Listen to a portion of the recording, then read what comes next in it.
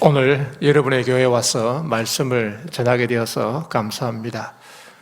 성동교회는 옛날에 김용구 목사님께서 오랫동안 목회하신 교회로 기억되고 있고, 경북신학교 운영하실 때 함께 와서 본 적이 있습니다.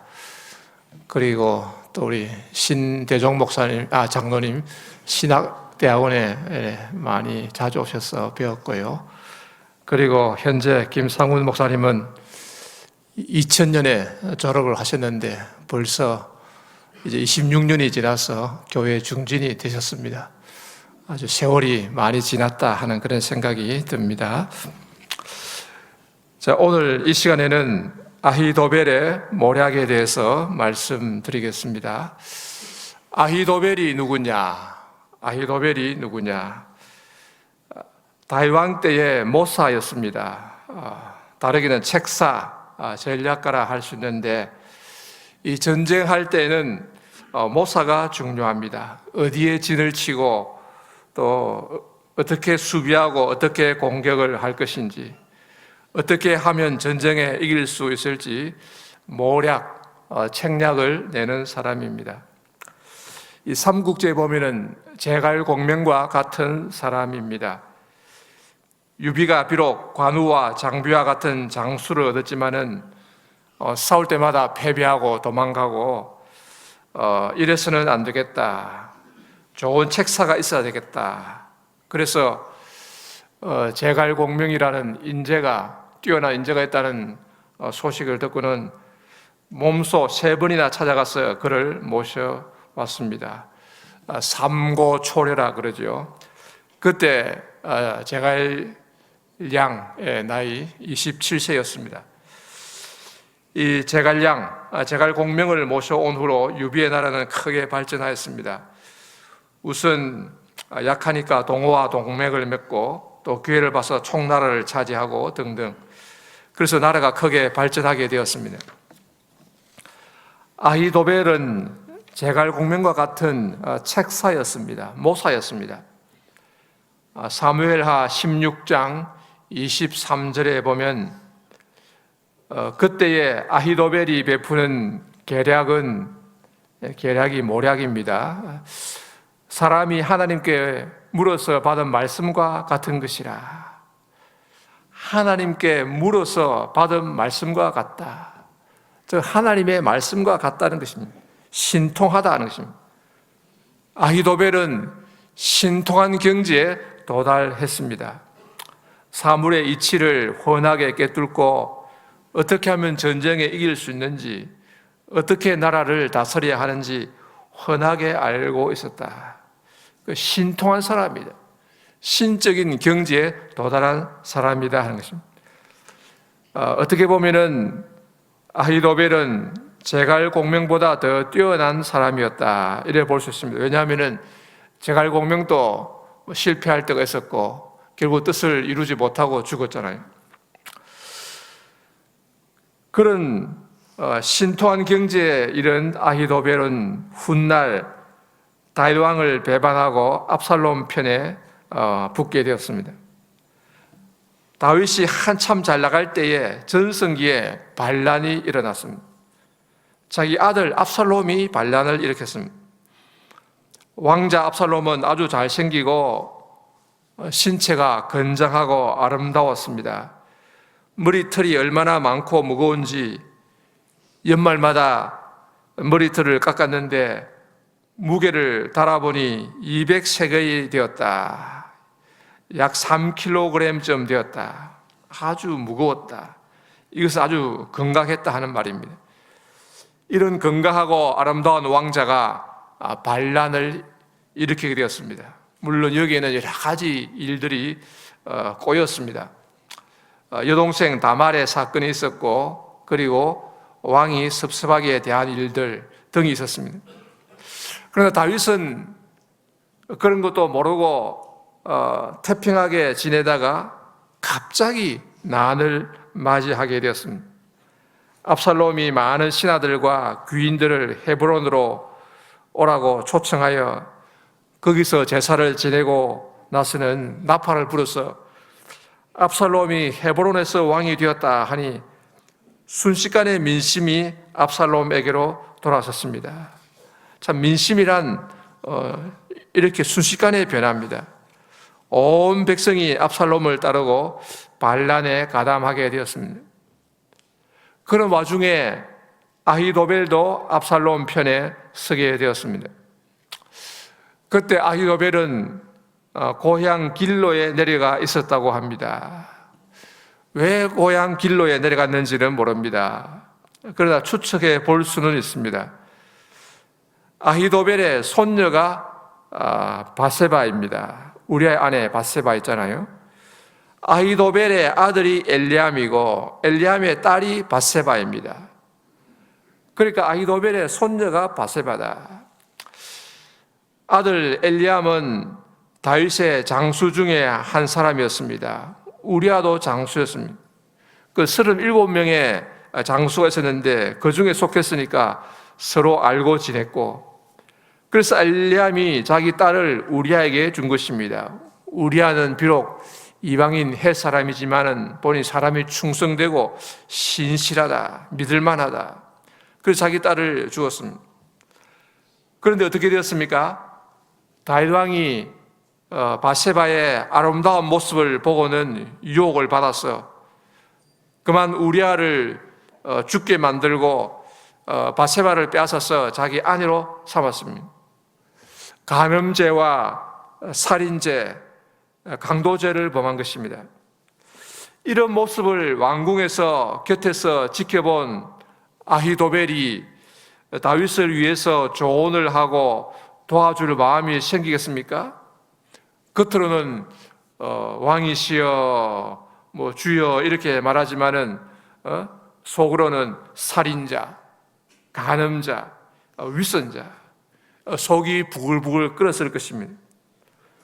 또 다윗도 참 모사 아히도벨의 얼굴 보기가 민망스러웠을 것입니다. 그래서 아히도벨은 사직서를 내고 고향에 내려갔을 것입니다. 신은 늙었으니 고향에 내려가서 여생을 편히 보내고 싶습니다. 그렇게 늙지는 않았던 것 같은데 나이를 핑계 되었을 수 있습니다. 그래서 다윗은 붙들지 않았습니다. 당장 내일 숨이 넘어갈 값이라도 올해 좀 도와주시오. 이 붙들어야 기분이 좋은데 그리하시오. 그동안 수고 많았으니 이제 손자 재롱이나 보면서 편히 쉬도록 하시오. 이 허락을 했습니다. 그러던 중에 압살롬이 반란을 일으키고 사람을 보내어서 아히도벨을 청하니 아히도벨은 기쁘게 와서 압살롬을 도왔습니다. 다윗을 배반하고 압살롬 편에 선 것입니다. 천하에 둘도 없는 모사, 신통한 경지에 오른 모사 아히도벨이 압살롬 편에 서서 다윗을 쳐서 이길 방책을 내게 되었습니다. 어제의 친구가 오늘의 적이 된 것입니다. 이 배신을 한 것이죠. 그래서 마르틴 루터는 그의 책에서 어느 책에서 이렇게 말합니다. 하나님께 물어서 받은 말씀과 같은 모략을 낸 아히도벨 같은 사람이라도 믿지 말라. 신통한 경지에 이런 사람의 말이라도 믿지 말라는 것입니다. 사람을 믿지 말라. 신통한 사람의 말도 믿지 말라. 참 이런 말을 했습니다. 자, 그러면 아히도벨은 압살롬 편에 서서 어떤 책략을 내놓았을까요? 사무엘하 16장 2절에 보면은 다윗이 궁전에 남겨둔 후궁들과 더불어 동침하시오. 이런 책략을 내놨습니다. 다윗은 급히 예루살렘을 떠나면서 후궁 10명을 남겨두어서 왕궁을 지키도록 했거든요. 그 후궁들과 동침하라. 그것도 대낮에 모든 사람이 보는 앞에서 그리하라. 이런 책략을 내놨습니다.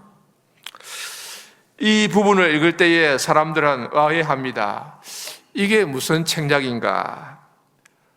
모사라면은 군사들의 진을 어디에 어떻게 칠 것인가, 어디로 군사를 보내어서 어떻게 공격할 것인가, 또 유인 작전을 펼지 아니면 적을 기습하여 식량 창고를 불태우든지 이런 책략을 내놓아야 할 터인데, 참 엉뚱하게도 후궁들과 동침하라니 아히도벨이 책사가 맞나, 신통한 모사 맞나 하는 생각이 듭니다.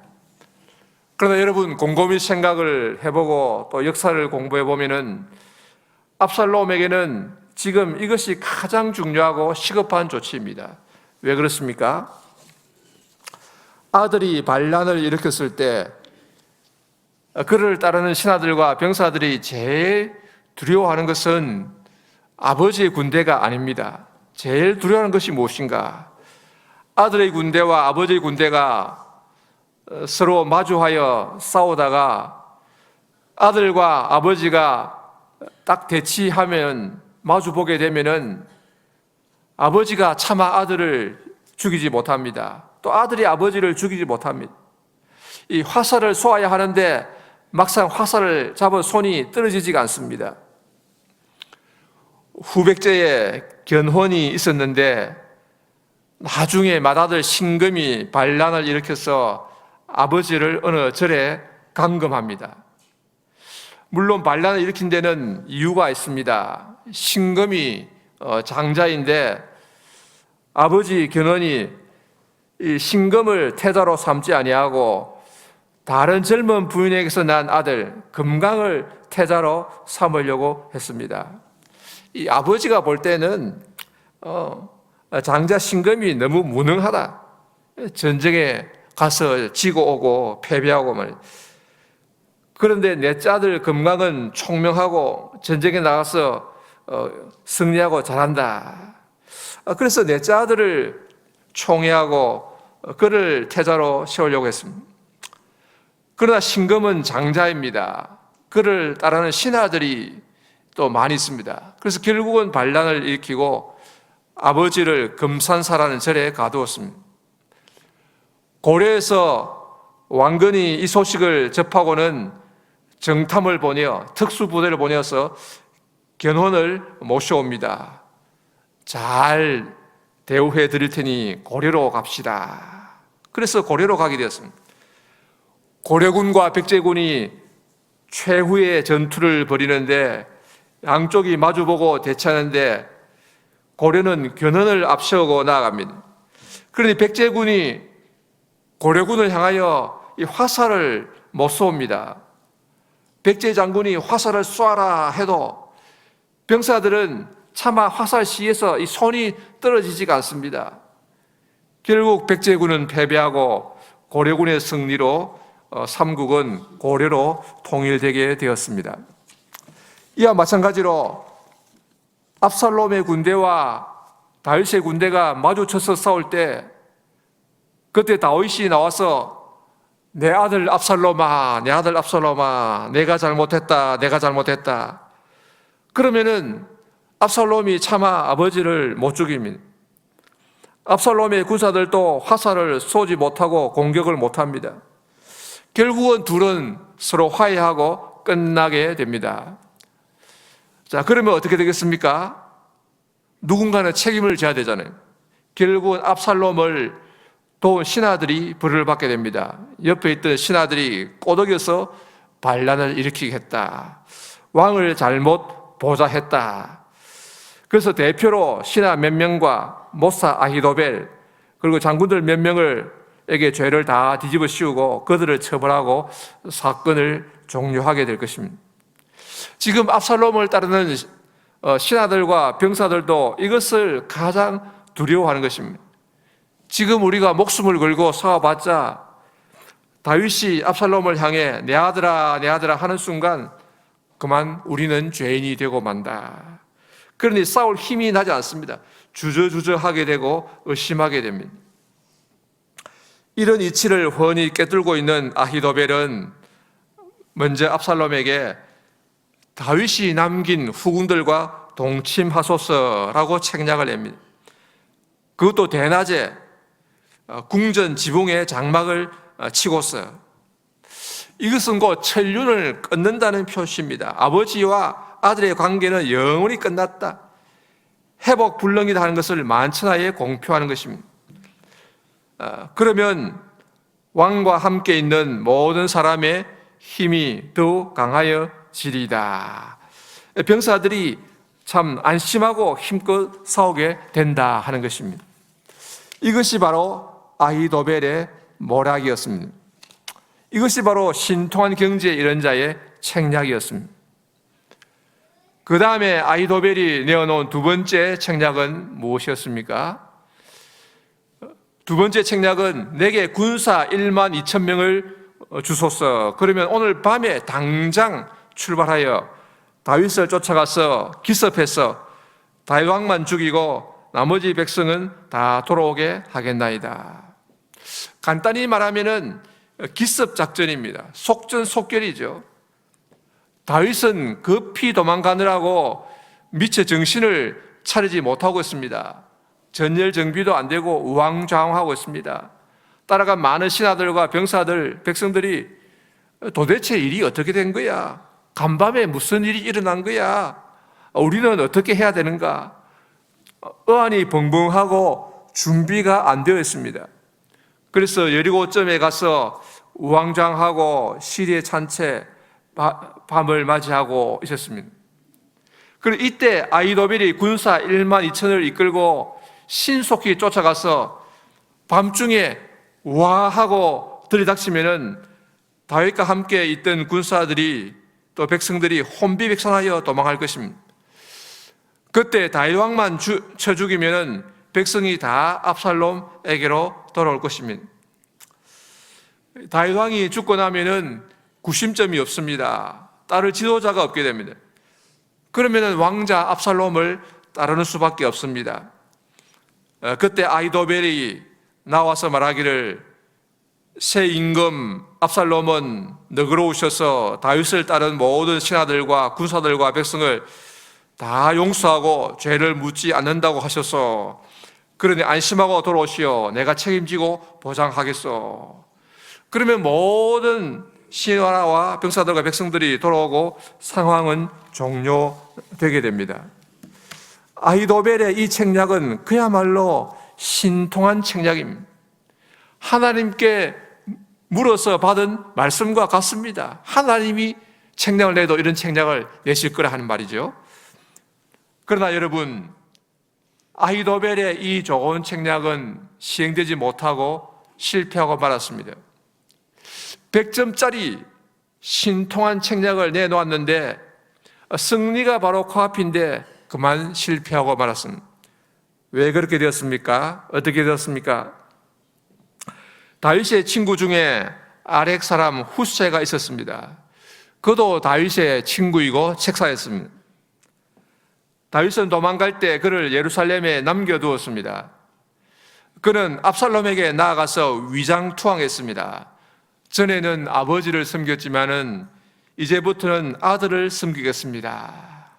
그 압살롬이 좋게 받아들였습니다. 압살롬이 후세를 불러서 말했습니다. 아히도벨이 이러이러하게 책략을 베푸는데 자네의 의견은 어떠하뇨? 후세가 말했습니다. 이번 일에는 아히도벨이 베푼 책략이 좋지 아니하나이다. 그러지 마시고 온 이스라엘을 단부터 브엘세바까지 저 위에서부터 남쪽 끝까지 바닷가에 많은 모래같이 당신께로 모으고 친히 전장에 나가셔서 기습하기를 이슬이 땅에 내림같이 하고 또 다윗이 어느 성에 들어갔으면 온 이스라엘이 밧줄을 가져다가 그 성을 끌어당겨 강에 잠기게 하십시오.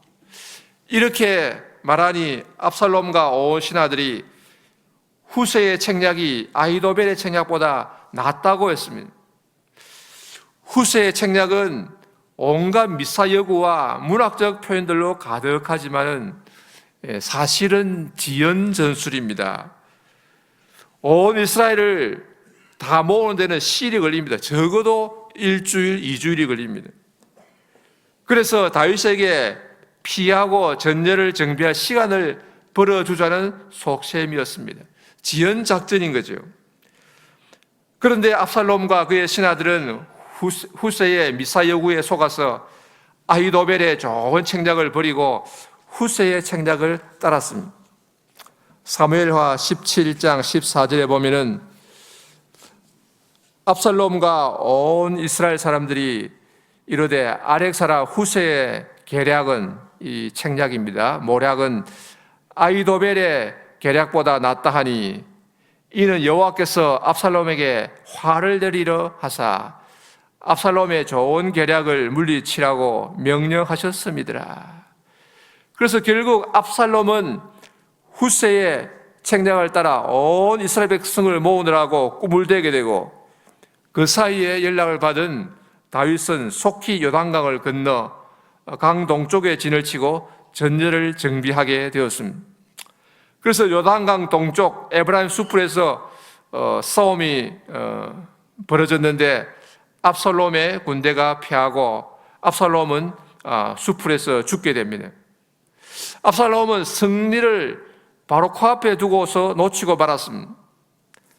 아히도벨의 좋은 책략을 버리고 후세의 거짓 책략에 속아서 꿈을 대다가 결국 패배하고 죽고 말았습니다. 아히도벨은 자기의 책략이 채택되지 못하는 것을 보고는 바로 자기 고향에 내려가서 집을 정리하고는 목을 메어 죽고 말았습니다. 왜 그랬을까요? 왜 압살롬은 이렇게 패배하고 말았을까요? 왜 압살롬은 아히도벨의 좋은 책략을 버리고 후세의 거짓 책략을 따른 것일까요?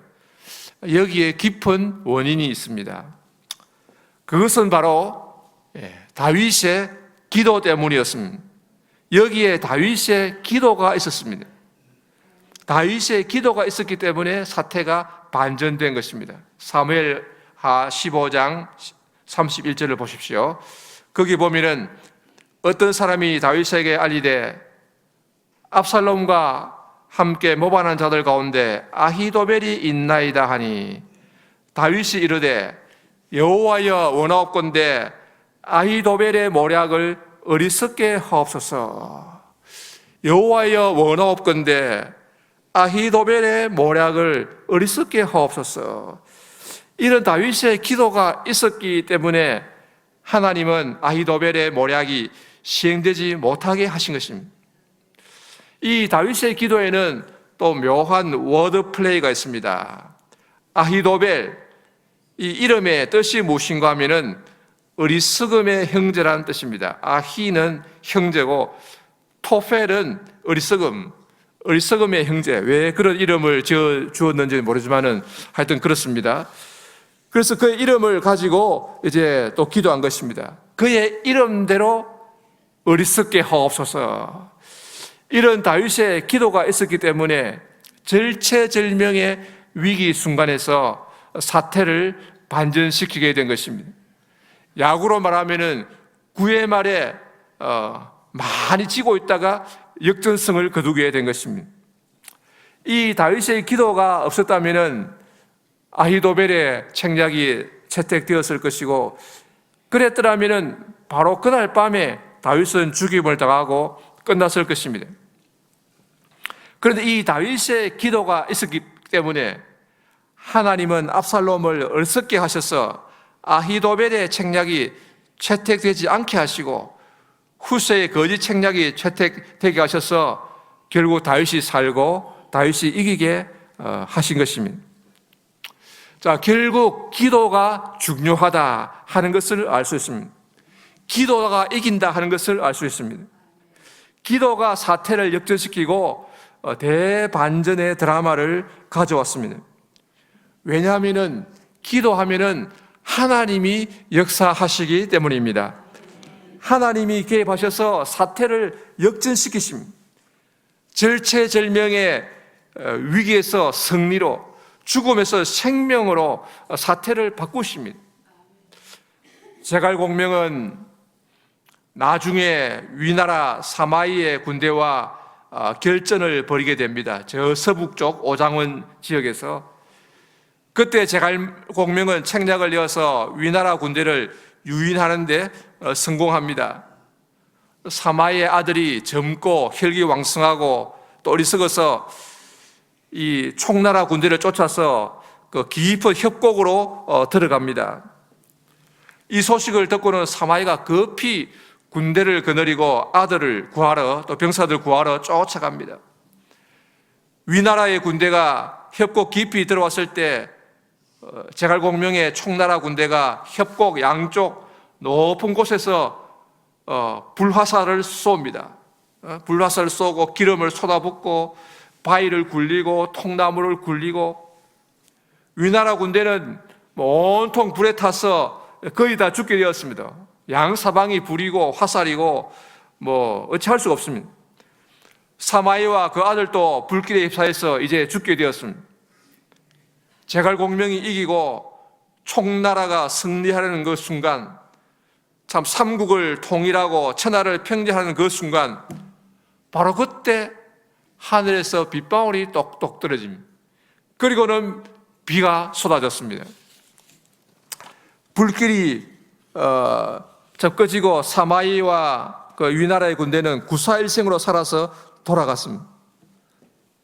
참 그때 제갈공명이 탄식을 합니다. 오호라, 내가 천기를 살피지 못하였구나. 다른 건 다 살폈는데 천기를 살피지 못하였구나.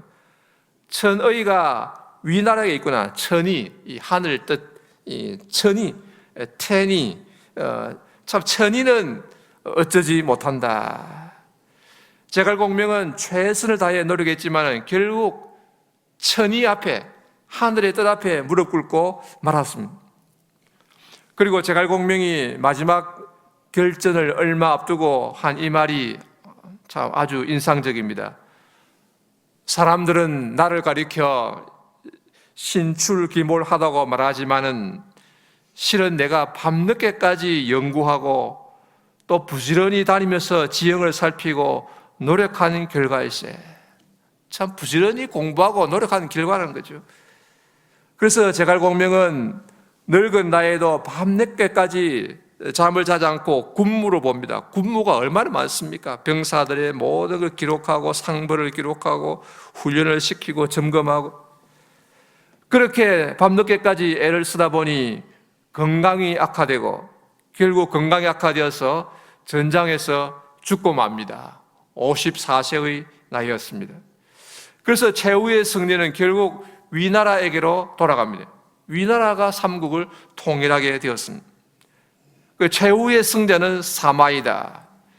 정확하게는 사마이의 아들 때 통일이 됩니다. 그 인내와 지연 전술을 쓴 사마이가 승리하게 됩니다. 물론 사마이는 하나님이 없는 이방인이었고, 그래서 기도가 없었고, 그래서 기도 응답을 말할 수는 없지만은 천이는 위나라 편에 있었다.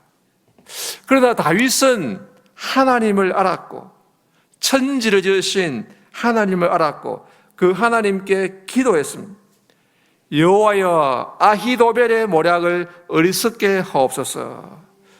하나님은 이 다윗의 기도를 들으시고 아히도벨의 모략을 어리석게 하셨고 아히도벨의 좋은 모략을 참 물리치고 후세의 모략을 택하게 하셨습니다. 그 결과 압살롬은 패배하여 에브라임 숯불에서 죽고 아히도벨은 집에 내려가서 목매어 자살하였습니다. 신통한 지혜를 가진 아히도벨도 결국은 자기 목숨도 건지지 못하고 죽고 말았습니다. 신통한 지혜도 기도를 이기지 못한다 하는 것을 알 수 있습니다. 그러므로 사랑하는 우리 성도 여러분, 결국 기도가 이기고 승리합니다. 신통한 지혜를 가진 아히도벨의 모략도 다윗의 기도 앞에 패하고 어리석게 되었습니다. 아무리 뛰어난 지혜도 신출기몰한 지략도 결국 기도 앞에 무너지고 맙니다. 그러므로 우리는 전능하신 하나님, 하늘과 땅을 창조하신 하나님께 나와 기도해야 하겠습니다. 여러분, 기도가 최고의 책략입니다. 전능하신 하나님 아버지, 우리를 위기에서 건져 주옵소서. 깊은 웅덩이와 수렁에서 끌어올리시고 반석 위에 세워 주옵소서. 우리나라를 위기에서 건져 주옵소서. 이렇게 기도하시기 바랍니다. 여러분 모두 아히도벨의 모략을 얼썩게 한 다윗의 기도를 생각하면서 우리 하나님 앞에 힘써 기도하는 성도들이 다 되시기 바랍니다. 아히도벨의 모략보다 뛰어나고 제갈공명의 책략보다 뛰어난 여러분의 기도로 말미암아 위기를 벗어나서 승리하는 성도들이 다 되시기 바랍니다. 여러분 모두 세상 역사를 주관하시는 하나님을 믿고 하나님께 나와 기도하는 성도들이 다 되시기를 바랍니다. 아멘. 기도드리겠습니다.